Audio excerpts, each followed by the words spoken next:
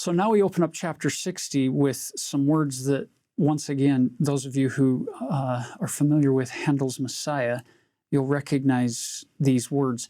And by the way, the librettist, the one who wrote the words, selected the scriptures for Handel to then write the music, he really liked Isaiah.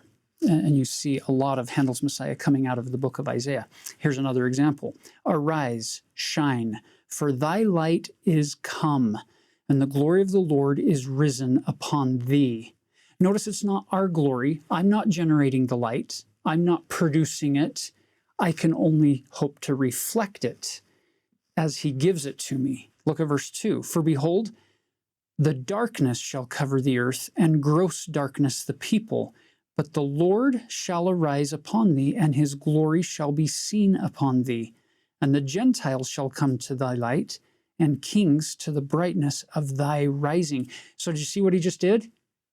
He started in verse 1 with Christ being the source of light that shines on us. And once I've been taught to walk in the light, then we now go forth into all the world. And what does Jesus do? He gives unto us to be the light of the world. That it's as if we've been granted that light.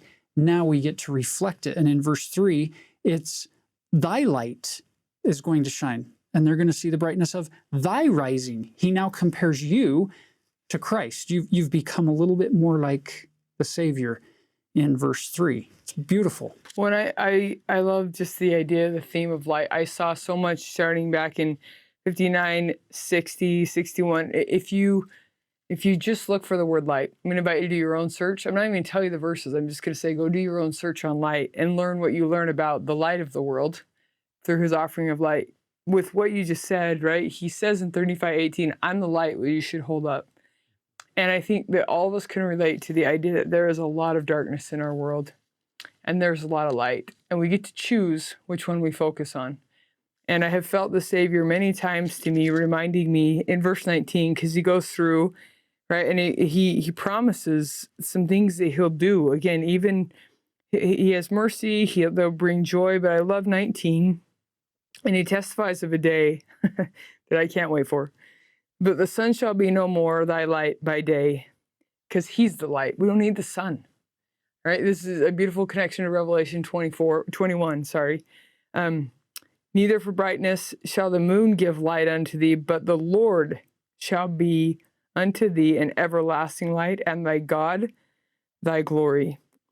And the sun shall go no more down, neither shall the moon withdraw itself, for the Lord shall be thine everlasting light. And that everlasting is a powerful word, right? That's a time frame I can't comprehend, but I look forward to. And I think one of the things that just made me think a little bit to a personal skill that I've learned to remember to focus on light instead of darkness, because there's a lot, has been Doctrine and Covenants 6:36, when the Savior invites us to look unto me in every thought. Sometimes when I start to see darkness, all I have to remember is look at him. And I don't know how things are going to work out. I don't know how they're going to play out, but he is light, and he is able to pull me, even when I've sat in a lot of darkness, even if it's just lessening the darkness. It may not always be breaking it out. You know, mental illness can be really strong, and darkness can be prevalent in your life. And simply thinking about Jesus and then all the things he can do and will do is so powerful.